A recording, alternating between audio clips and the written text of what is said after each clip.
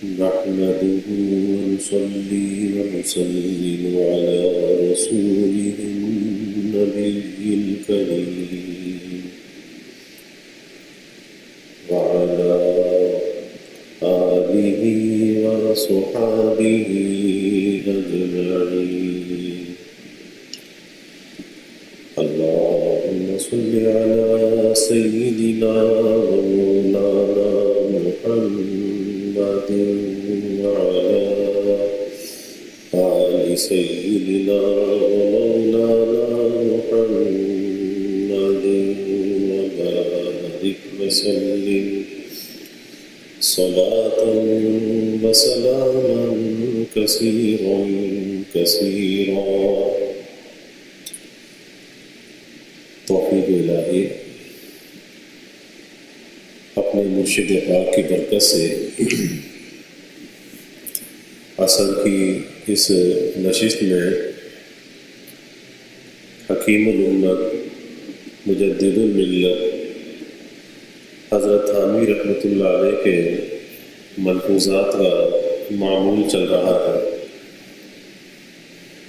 ملفوظ کہتے ہیں کہ جو اللہ والوں کی مجلس میں مختلف طالبین اور سالکین آتے ہیں اور ان سے جو گفتگو ہوتی ہے ان کے حسب حال جو اللہ تعالیٰ دل میں بات ڈالتے ہیں تو یہ مختلف قسم کی گفتگو ہوتی ہے. اس میں ہر ایک کے حسب حال کلام ہوتا ہے اور وہ اس کے لیے نافع بھی ہوتا ہے. اور اس کی مثال ہمارے حضرت رحمۃ اللہ علیہ بیان فرماتے تھے کہ ملفوظات کی جو مثال ہے وہ ایک مطب کی سی ہے. جیسے طبیب کے پاس اس کے مطب میں مختلف امراض لے کر لوگ آتے ہیں اور ہر ایک کے حسب منشا اللہ تعالیٰ اس کے دل میں نسخہ وارد فرماتے ہیں. اسی طرح اہل اللہ کے پاس جو روحانی امراض لے کر لوگ آتے ہیں تو ان کے حسب حال اللہ تعالیٰ مختلف نسخے دلوں میں وارد فرماتے ہیں اور وہ ان کے لیے نافع ہوتے ہیں. تو اس طرح سے یہ ملفوظات جمع ہوتے ہیں اور اس میں ہر قسم کی باتیں ملفوظات میں ملتی ہیں. مجدد تھانوی رحمۃ اللہ علیہ سے یہ سوال کیا گیا کہ حضرت آپ نے تحریر کے میدان میں تفسیر ہو، حدیث ہو، فقہ ہو، تصوف ہو، ہر موضوع پر آپ نے قلم اٹھایا ہے، لیکن آپ اپنی تصنیفات اور تالیفات میں سب سے زیادہ جو نافع ہے وہ کس چیز کو سمجھتے ہیں؟ تو مجدد تھانوی رحمۃ اللہ علیہ نے فرمایا کہ میں سب سے زیادہ جو نافع سمجھتا ہوں وہ ملفوظات کو سمجھتا ہوں. تو اس وقت جو ملفوظ میرے سامنے ہے اس میں مجدد تھانوی رحمۃ اللہ علیہ فرماتے ہیں کہ شیخ کا ولی ہونا ضروری نہیں، مقبول ہونا ضروری نہیں، ہاں فن کا جاننا اور اس میں مہارت ہونا ضروری ہے. جیسے طبیب کہ اس کا پرہیزگار ہونا ضروری نہیں، فن کا جاننا البتہ ضروری ہے. اب پتہ یہ چلا کہ جیسے جسمانی امراض میں کوئی ڈاکٹر ہے، طبیب ہے، لیکن وہ اپنے فن میں ماہر ہے. اگر وہ کسی کا علاج کرتا ہے تو ظاہر ہے کہ جو اس کے علاج پر عمل کرے گا اسے تو شفا ہو جائے گی، قطع نظر اس سے کہ وہ ڈاکٹر خود کتنا پرہیز کرتا ہے، خود کتنی احتیاط کرتا ہے. لیکن جو دوسرا مریض اس کے پاس جاتا ہے اور اس کی بات پر عمل کرتا ہے اور اس کے پاس وہ فن موجود ہے تو اسے اللہ تعالیٰ شفا عطا فرما دیتے ہیں. روحانی امراض میں بھی حضرت نے یہی بات بیان فرمائی کہ اگر وہ ماہر فن ہے اور امراض کے نشیب و فراز کو اگر وہ جانتا ہے تو وہ علاج کر دے گا اور اس کے علاج سے فائدہ بھی ہوگا. لیکن اس کا یہ مطلب نہیں سمجھنا چاہیے کہ اس کا ولی ہونا یا اس کا مقبول ہونا ضروری نہیں، کیونکہ اگر ماہر فن ہونے کے ساتھ اللہ تعالیٰ کی نسبت اور معرفت بھی اسے حاصل ہے، اس کی تعلیم میں اتنی زیادہ برکت ہوگی، اور جتنا وہ مقبول عند اللہ ہے اتنا اس کی تعلیم میں برکت زیادہ ہوگی. اور جہاں پر کام اس کے فن سے چلتا ہے وہیں پر اس کی برکت سے بھی کام چلتا ہے. جیسے حضرت تھانوی رحمۃ اللہ علیہ نے ایک واقعہ بیان کیا کہ ایک بڑے نواب صاحب تھے. حکیم الامت حضرت تھانوی رحمۃ اللہ علیہ نے فرمایا کہ حضرت حاجی صاحب رحمۃ اللہ علیہ کے پاس بیعت ہونے کے لیے آئے. تو حضرت نے جب کہا کہ اسے بیعت کرنے لگے تو کہا کہ ٹھہر جائیے، پہلے مجھ سے ایک بات کا وعدہ کیجئے، اور وہ وعدہ یہ کیجئے کہ ایک تو آپ مجھ سے نماز کے لیے نہیں کہیں گے کہ میں نماز نہیں پڑھوں گا، اور دوسری ایک بات اور کہی کہ آپ اس کے لیے فلاں چیز کی عادت ہے اس کے لیے آپ مجھ سے نہیں کہیں گے وہ عادت میں نہیں چھوڑوں گا. ہاں ناچ دیکھنے کے لیے جاتا ہوں تو ناچ دیکھنے سے آپ مجھے منع نہیں کریں گے، اور دوسری بات یہ ہے کہ نماز پڑھنے کے لیے آپ مجھے مجبور نہیں کریں گے. اگر یہ دو باتیں آپ مانتے ہیں تو بیعت ہو جاتا ہوں. حضرت حاجی صاحب رحمۃ اللہ علیہ نے فرمایا کہ بھائی آ جاؤ بیعت ہو جاؤ. اب حضرت تھانوی رحمۃ اللہ علیہ فرماتے ہیں کہ یہاں پر بظاہر تو یہ لگتا ہے کہ حضرت نے ایک ایسے وعدے کے اوپر بیعت کر لیا کہ جو شرعاً کسی بھی صورت میں اگر کوئی عالم اس کو دیکھے تو کہے کہ جائز کیسے ہوگا. کہ ایک آدمی کہے کہ میں نماز نہیں پڑھوں گا اور شیخ یہ کہے کہ ٹھیک ہے نماز نہ پڑھنا لیکن بیعت ہو جاؤ. ایک آدمی یہ کہے کہ میں ناچ دیکھنا نہیں چھوڑوں گا اور شیخ یہ کہے کہ ٹھیک ہے بیعت ہو جاؤ، ناچ بھی دیکھتے رہنا. فرمایا کہ حضرت نے بیعت کر لیا. جب بیعت کیا تو پہلی نماز کا جب وقت آیا تو اس میں انہیں خارش شروع ہو گئی، اور بدن پر ایسی خارش ہوئی کہ پریشان ہو گئے. پھر بدن پہ کچھ پانی ڈالا کہ لاؤ چلو دھو لو. تو جب دھویا تو کچھ سکون ملا، تو کہا کہ اچھا چلو وضو ہی کر لیتے ہیں. اور جب وضو کیا تو سوچا کہ چلو وضو کیا ہے تو نماز بھی پڑھ لیتے ہیں، تو نماز بھی پڑھ لی. اور پھر اس کے بعد یہی ان کے ساتھ ہوا کہ جب اگلی مرتبہ پھر نماز کا وقت آیا پھر وہی خارش شروع ہو گئی، اور پھر اس کے بعد جب وضو کیا نماز پڑھی تو افاقہ ہو گیا. تو اس طرح سے نماز کے پختہ عادی ہو گئے. اور پھر یہ سوچا کہ جب نماز پڑھنے لگا ہوں، نمازی ہو گیا ہوں اور پاکی اور طہارت کے ساتھ میں رہتا ہوں، تو اب اس گانے کو ناچ کو بھی چھوڑ دینا چاہیے. اب اس کے اندر کیا رکھا ہے، لوگ کیا کہیں گے کہ نمازی آدمی ہے اور یہ ناچ دیکھنے کے لیے جاتا ہے، تو ناچ بھی چھوڑ دیا. تو حضرت تھانوی رحمۃ اللہ علیہ فرماتے تھے کہ یہ حضرت حاجی صاحب رحمۃ اللہ علیہ کی برکت تھی کہ ایک ایسی چیز جس کو بظاہر کوئی انسان بھی قبول کرنے کے لیے آمادہ نہیں ہوگا کہ کسی کے اس وعدے پر کسی کو بیعت کیا جائے کہ جی میں نماز بھی نہیں پڑھوں گا جو دین کا ایک بنیادی رکن ہے، اور میں ناچ بھی نہیں چھوڑوں گا، اور حضرت حاجی صاحب بیعت فرما رہے ہیں. تو اس لیے میں نے عرض کیا کہ شیخ کا ولی ہونا حضرت نے یہاں پر اس اعتبار سے فرمایا کہ اگر وہ ماہر فن ہے اور کوئی اس سے اگر علاج مانگتا ہے، علاج لیتا ہے اور وہ علاج اسے بتاتا ہے تو اس کے علاج سے فائدہ تو ہو جائے گا کیونکہ ماہر فن ہے، امراض کو پہچانتا ہے. لیکن اگر وہ اللہ کا ولی ہے، صاحب نسبت ہے، مقبول عند اللہ ہے، اس کی تعلیم کے اندر برکت زیادہ ہوگی، اس کی ملاقات میں برکت ہوگی، اس کی گفتار میں برکت ہوگی، اور اس کے اندر انوار جو ہیں وہ زیادہ ہوں گے، اور دوسرے کے اندر وہ انوار منتقل ہوں گے، اور اس کے اثرات جو ہیں وہ دوسروں تک پہنچیں گے.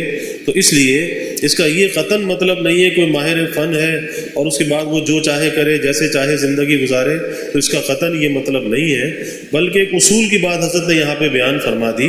ورنہ حقیقت یہی ہے کہ ماہر فن ہونے کے لیے، جیسے کوئی ایک آدمی کسی ڈاکٹر کی صحبت کے اندر رہتا ہے، اب ڈاکٹر کی صحبت میں رہ کر اسے بھی بہت سے نسخے یاد ہو جاتے ہیں، لیکن اس کے ساتھ ساتھ ایک وہ آدمی ہے کہ جو کوالیفائڈ ہے، جس نے پوری تعلیم کے سلسلے کے ذریعے سے اس چیز کو حاصل کیا ہے، تو ظاہر ہے کہ وہ مستند ہے۔ تو اسی طرح سے یہاں پر اللہ کی نسبت، اس کی معرفت اور مقبول عند اللہ ہونا یہ بھی ضروری ہے، اور انسان کی زندگی کا مقصد اور مشن بھی یہی ہے کہ اللہ کی بارگاہ میں مقبول ہو جائے، اللہ کی نسبت حاصل ہو جائے، اور جو بھی کچھ انسان کی کوشش اور سعی ہے وہ اسی لیے ہے کہ اللہ کا قرب اور اس کا تعلق اسے حاصل ہو جائے۔ دوسرا ملحوظ فرمایا کہ حزن کہتے غم کو، وصول الی اللہ میں زیادہ دخل ہے۔ اللہ کے ساتھ جو تعلق مع اللہ ہے اس میں حزن کو زیادہ دخل ہے۔ فرمایا کہ حزن سے جس قدر مراتب سلوک طے ہوتے ہیں، سلوک کے جو مراتب ہیں، حزن سے جس قدر جلدی طے ہوتے ہیں، مجاہدے سے اس قدر جلد طے نہیں ہوتے۔ یہ بات یاد رکھنے کے قابل ہے۔ یعنی ایک مجاہدہ اختیاری ہے اور ایک مجاہدہ اضطراری ہے۔ انسان مکلف تو مجاہدہ اختیاریہ کا ہے کہ اختیاری طور پر نیکی کا اہتمام کرے، اور اس میں کتنی ہی تکلیف پیش آئے لیکن نیکی کا اہتمام کرے، اور اسی طرح اپنے اختیار اور ارادے سے اللہ کی نافرمانی اور گناہ سے بچے۔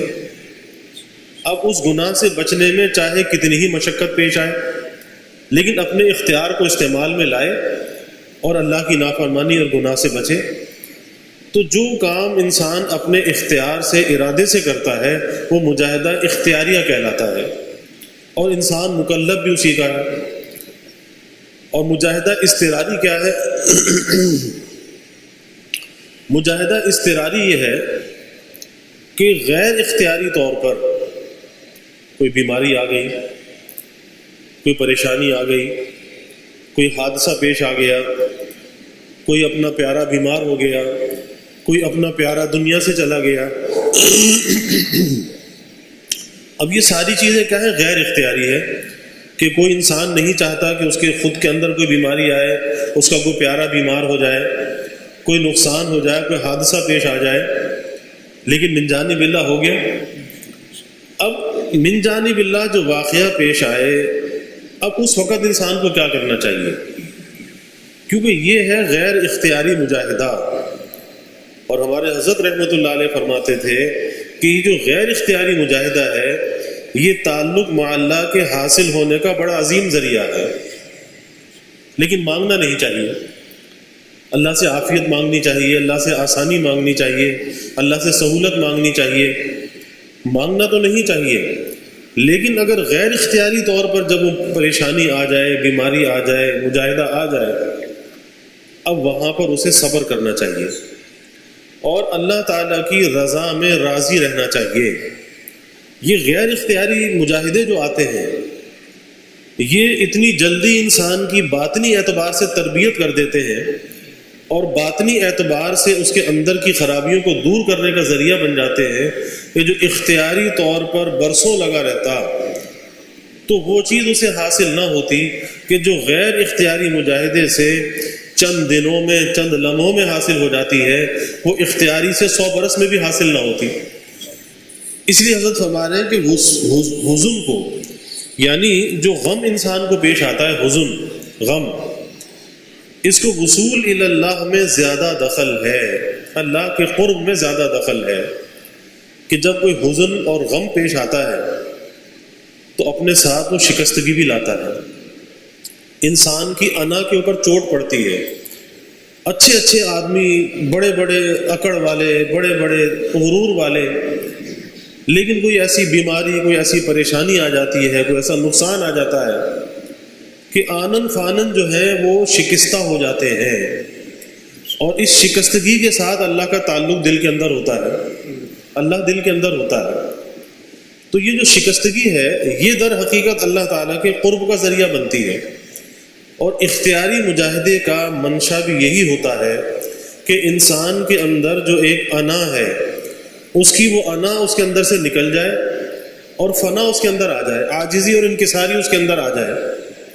لیکن کبھی ایسا بھی ہوتا ہے کہ جب آدمی اختیاری طور پر کوئی عمل کر رہا ہوتا ہے تو کبھی شیطان اسے عجب اور خود پسندی میں مبتلا کر دیتا ہے، اور وہ عمل بجائے شکستگی کے، جیسے آدمی نے کھانا تو کھایا تھا اس لیے کہ کھانا ہضم ہوگا تو جزو بدن بنے گا، لیکن وہ کھانا اندر گیا تو بدہضمی ہو گئی۔ تو اسی طرح سے عبادت جب آدمی کرتا ہے اس کا منشا تو یہی ہے کہ شکستگی ہو، تعلق مع اللہ حاصل ہو، لیکن ادھر سے شیطان بھی تو دشمن ہے، نفس بھی تو دشمن ہے۔ انسان اپنا کام کرتا ہے، شیطان اور نفس اپنا کام کرتا ہے۔ اب عبادت کے بعد اگر اسے عجب اور خود پسندی میں مبتلا کر دیا، کسی کی حقارت دل کے اندر لے آیا کہ جی میں تو بہت نیک ہوں، نمازی ہوں، فلاں تو نماز ہی نہیں پڑھتا، پھر زبان سے اس کا اظہار بھی کر دیا، میں تو رات کو تہجد میں بھی اٹھ جاتا ہوں اور فلاں دیکھو تو سوتا رہتا ہے۔ اسی لیے ایک اللہ والوں کا واقعہ آتا ہے کہ خانقاہ میں تہجد کے لیے اٹھے، ان کے ساتھ ان کے بیٹے بھی اٹھے، تہجد پڑھی، لیکن اور مقیمین خانقاہ جو تھے وہ سوتے رہے۔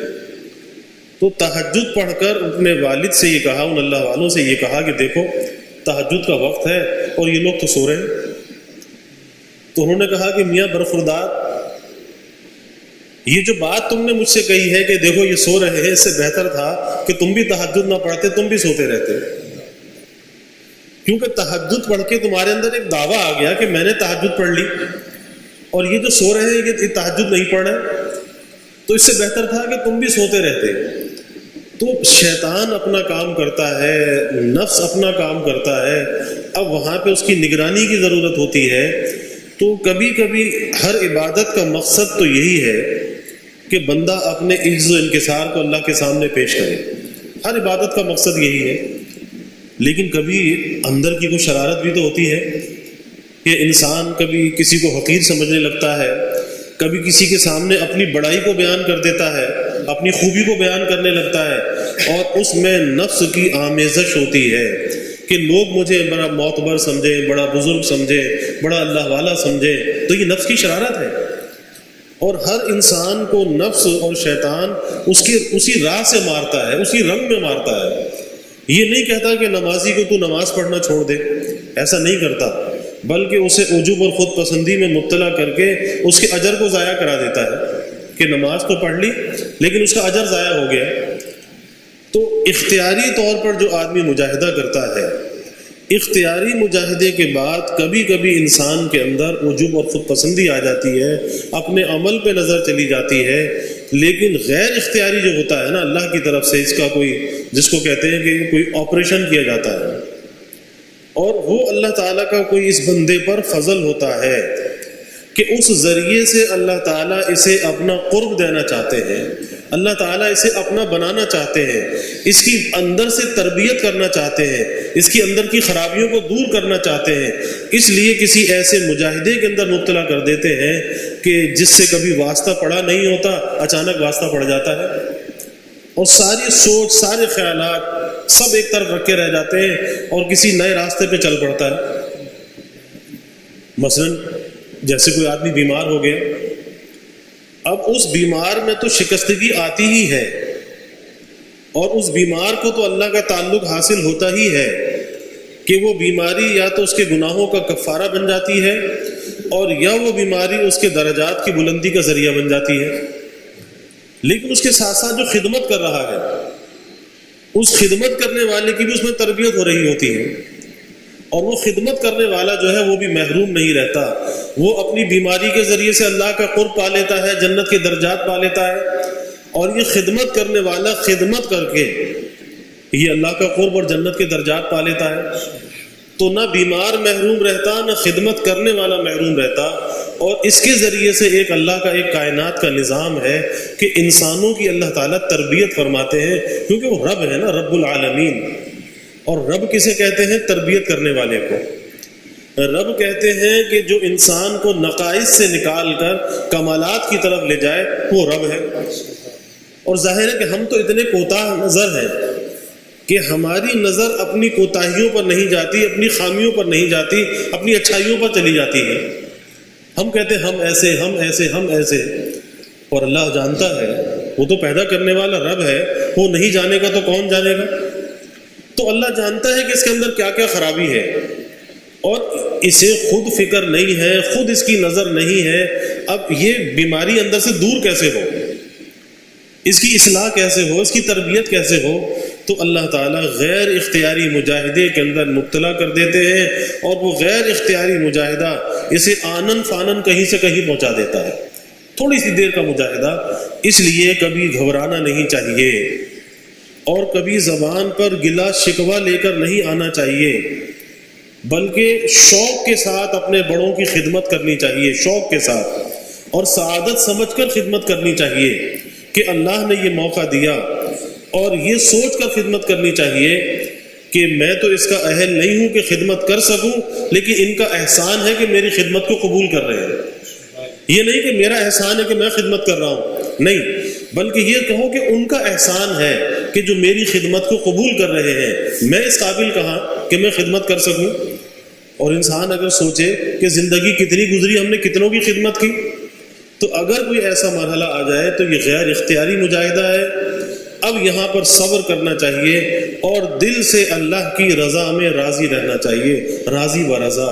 اور جب آدمی اللہ کی رضا میں راضی بھی رہتا ہے، دل میں کوئی گلا شکوہ بھی نہیں ہوتا، بس وہ کہتے ہیں نا کہ اپنے آپ کو سونپ دیتا ہے کہ جس حال میں مولا رکھے اس حال میں راضی ہوں، تو پھر اللہ تعالیٰ اس کے لیے فتوحات کے دروازے کھول دیتے ہیں، فتوحات باطنی کے اللہ تعالیٰ دروازے کھول دیتے ہیں، اور وہ بیماری، وہ تیمارداری، وہ خدمت تعلق مع اللہ کا ایک ایسا ذریعہ بن جاتی ہے کہ تھوڑے سے عرصے میں انسان کہیں سے کہیں نکل جاتا ہے۔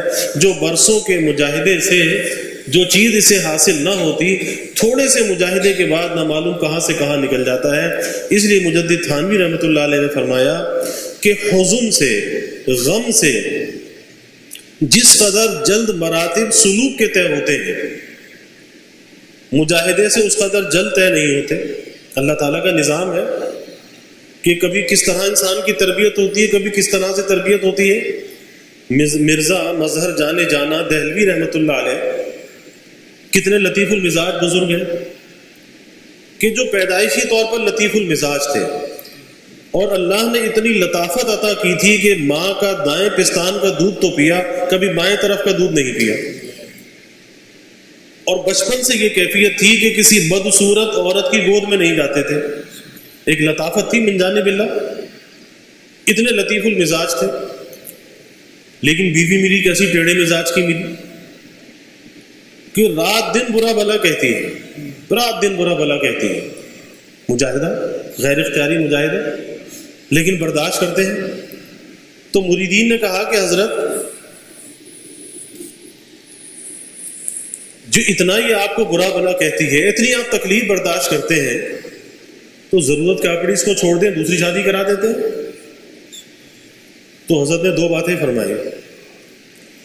ایک تو حضرت نے فرمایا کہ بھائی یہ تو میری مصلحہ ہے کہ تم لوگ جو حضرت حضرت کرتے ہو تو تم تو دماغ خراب کر دیتے ہو، اور جب میں گھر جاتا ہوں اور یہ کوری کوری سناتی ہے تو یہ تو میری اصلاح کر دیتی ہے، تو یہ تو میری مصلحہ ہے، تو یہ مصلحہ بھی ہے، محسنہ بھی ہے، تم لوگ تو دماغ خراب کرتے ہو، حضرت حضرت حضرت۔ اور دوسری بات ایک مرتبہ یہ فرمایا کہ اللہ نے جو کچھ بھی مراتب عطا فرمائے ہیں اسی کی تو برکت ہے کہ اس کی ناگواریوں پہ صبر کرتا ہوں، اور جو کچھ بھی اللہ نے مراتب دیے اس کی وجہ سے دیے ہیں، اس کی وجہ سے دیے ہیں۔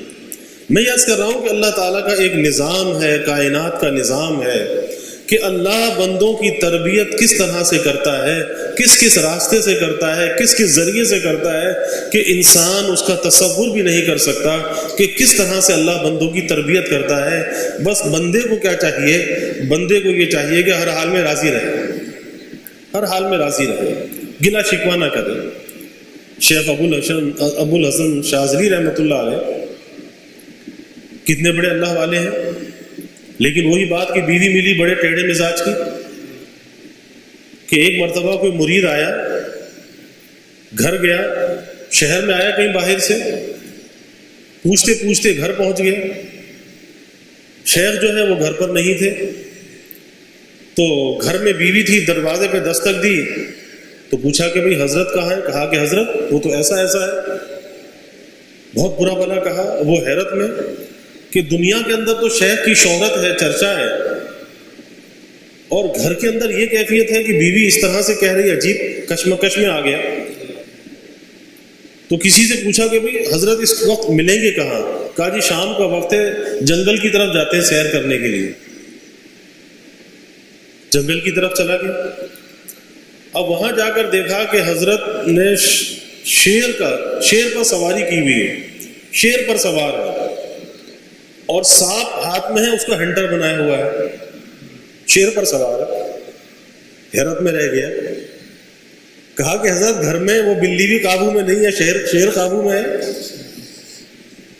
یہ کیا بات، یہ سمجھ میں بات نہیں آئی کہ گھر میں بیوی کی یہ کیفیت ہے اور یہاں جنگلی وحشی درندہ چیڑ پھاڑ کرنے والا وہ بھی آپ کے قابو میں ہے۔ کہا کہ اسی کی برکت ہے، اسی کی برکت ہے کہ ناگواریوں پر صبر کرتا ہوں، اس صبر کی یہ برکت ہے کہ اللہ نے ان وحشی درندوں کو بھی مسخر کر دیا ہے۔ تو یہ تسخیر جو ہے یہ کسی ورد وظیفے سے نہیں ہے، صبر کرنے سے ہے کہ اس کی برکت ہے۔ تو اس لیے میں ہر حال میں اللہ کی رضا میں راضی رہنا چاہیے، راضی رہنا چاہیے۔ نہ معلوم کس ذریعے سے کس کی اللہ تعالیٰ کیسے تربیت فرماتے ہیں، وہ رب ہے نا، ان کا نظام چلتا رہتا ہے۔ اب وہ نظام چاہے ہماری سمجھ میں آئے یا نہ آئے، لیکن ہمیں دل سے اس پہ راضی رہنا چاہیے، اور اپنی خامیوں پر تو نظر کرنی چاہیے لیکن اپنی خوبیوں پر نظر نہیں کرنی چاہیے۔ اور ہم خوبیوں پہ نظر کر بھی کیسے سکتے ہیں؟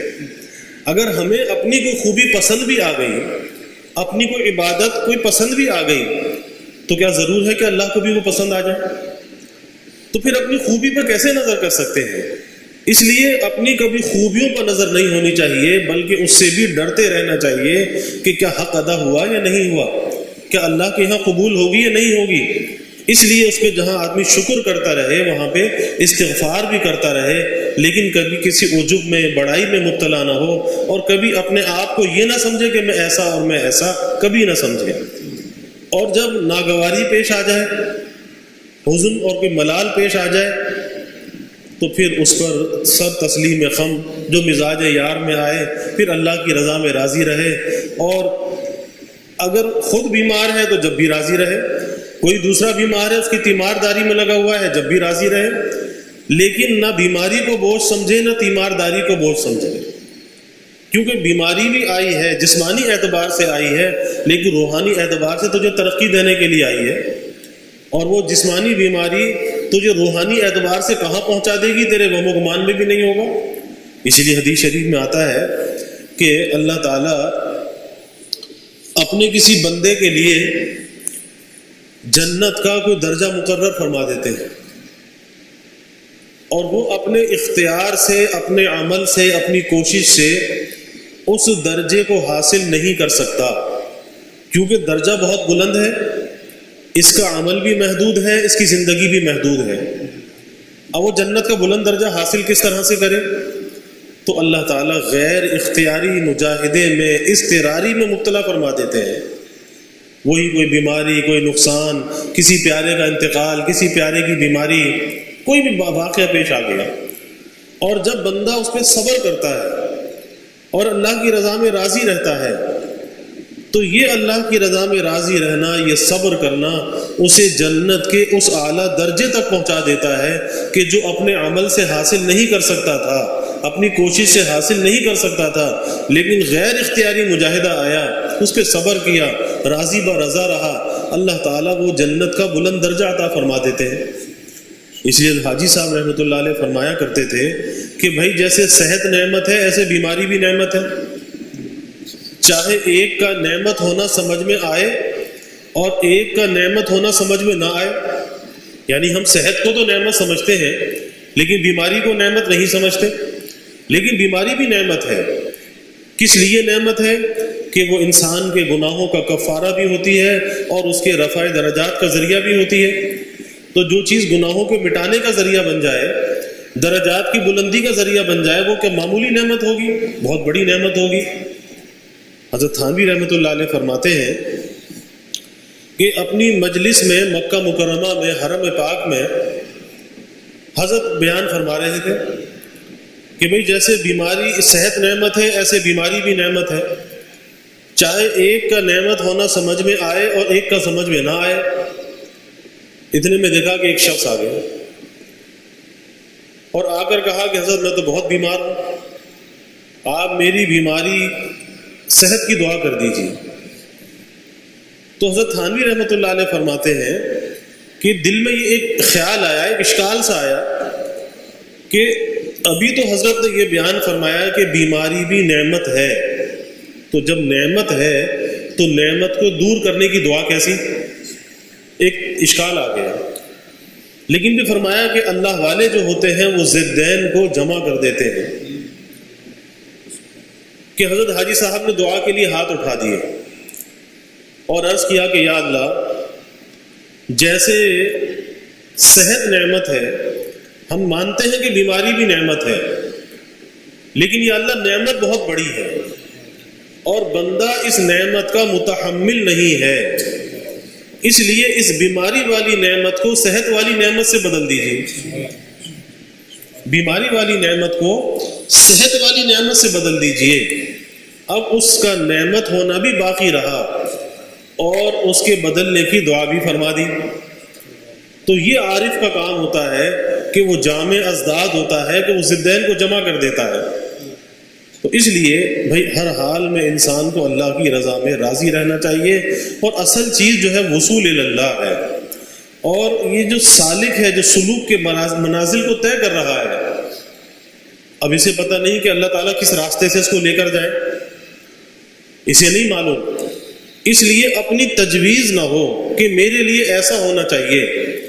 جہاں پہ تجویز آئے گی وہاں پہ پریشانی آ جائے گی، بلکہ جس طرح سے اللہ تعالیٰ اس کو راستہ طے کرائیں، راستہ قطع کرائیں، بس اس ذریعے سے راستے کو طے کرتا رہے اور اس میں کسی قسم کی اپنی تجویز کو دخل نہ دے.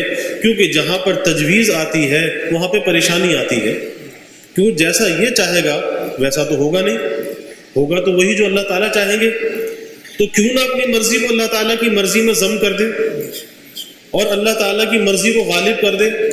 اور زندگی میں پریشانیوں سے بچنے کا راستہ اور ذریعہ بھی یہی ہے کہ آدمی اپنی تجویز کو فنا کر دے کہ ایسا ہی ہونا چاہیے.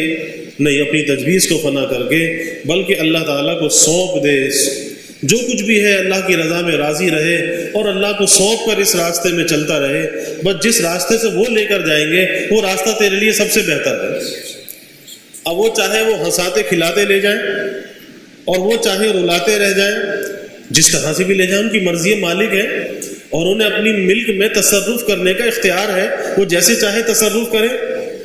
یہ راستہ اپنی تجویز کو فنا کرنے کا راستہ ہے، اپنی رائے کو فنا کرنے کا راستہ ہے.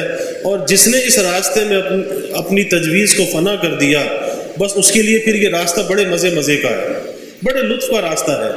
اور اگر کوئی اپنی تجویز کو فنا نہیں کرتا تو پھر ٹھوکریں بھی بہت کھاتا ہے، مجاہدے بھی بہت آتے ہیں، مشقت بھی بہت زیادہ آتی ہے، پریشانی بھی بہت زیادہ آتی ہے، کیونکہ وہ تصادم کے راستے پہ چل رہا ہے. ایک اللہ کی مرضی ہے، کس کی مرضی ہے؟ یہ چاہتا ہے میری مرضی غالب ہو جائے. کیسے ہو سکتی ہے؟ تو تصادم کے راستے پر ہے.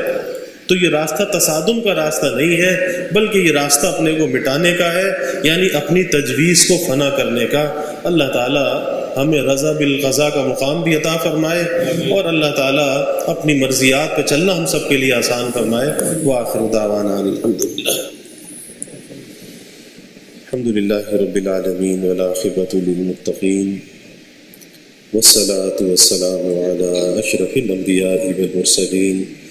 اللہم صل علی سیدنا و مولانا محمد وعلی آل سیدنا و مولانا محمد وبارک وسلم. ربنا آتنا فی الدنیا حسنہ وفی الآخرۃ حسنہ وقنا عذاب النار. ربنا أتمم لنا نورنا واغفر لنا إنك على كل شيء قدير ربنا ظلمنا أنفسنا وإن لم تغفر لنا وترحمنا لنكونن من الخاسرين اللهم أعنا على ذكرك وشكرك وحسن عبادتك اللهم إنا نستعينك على طاعتك اللهم وفقنا لما تحب وترضى من القول والعمل والفعل والنية والهدى إنك على كل شيء قدير اللهم إنا نسألك الهدى والتقى والعفاف والغنى اللهم إنا نسألك الصحة والعفة والأمان وحسن الخلق والرضا بالقدر اللهم زدنا ولا تنقصنا وأكرمنا ولا تهنا وأعطنا ولا تحرمنا وآثرنا ولا تؤثر علينا وأرغنا وارض عنا وأرغنا وارض عنا اللهم إنا نعوذ بك من جهد البلاء ودرك الشقاء وسوء القضاء وشماتة الأعداء اللهم إنا نعوذ بك من زوال نعمتك وتحول عافيتك وفجاءة نقمتك وجميع سخطك اللهم أحسن عاقبتنا في الأمور كلها وأجرنا من خزي الدنيا وعذاب الآخرة اللهم أرنا الحق حقا وارزقنا اتباعه وأرنا الباطل باطلا وارزقنا اجتنابه اللهم إنا نسألك العفو والعافية والمعافاة الدائمة في الدين والدنيا والآخرة والفوز بالجنة والنجاة من النار اللهم إنا نسألك من خير ما سألك منه نبيك سيدنا محمد صلى الله عليه وسلم ونعوذ بك من شر ما استعاذك منه نبيك سيدنا محمد صلى الله عليه وسلم وأنت المستعان وعليك البلاغ ولا حول ولا قوة إلا بالله وجزى الله عنا محمدا صلى الله عليه وسلم ما هو أهله وصلى الله تعالى وسلم على النبي الكريم آمين برحمتك يا رب